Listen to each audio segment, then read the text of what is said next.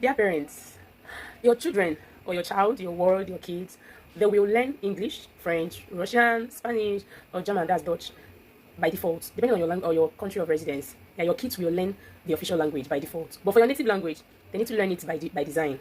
And that can only be possible when you speak it at home.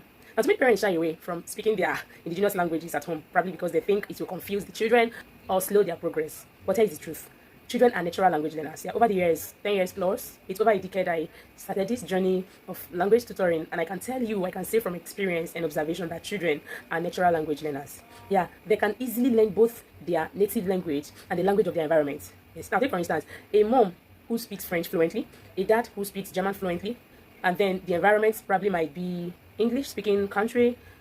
It's easier for the child to pick the three languages if the parents are strategic and intentional. By default, they will learn the language of their environment because they go to school, they interact with people in church or in mosque, they go on vacation, probably during summer holiday, they interact and meet with people in camps and other meetings. That basically when they go to school, they interact with their classmates and they use the language of the environment. But it is your duty to teach them the native language at home.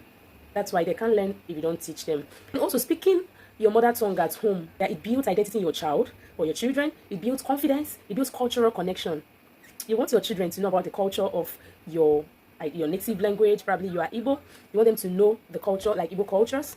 Teach them the Igbo language. You want them to know about Yoruba culture. Start by teaching them Yoruba language. Another thing is you teach them at home. You do this to greet elders when an elder is in a room and you're the only child. Now, this is not to kill anything as per their morale. If you don't speak your language to them, who will? Yeah, there are teachers out there that teach languages online. Yes, I teach native languages and foreign languages too. That's what I do for a living.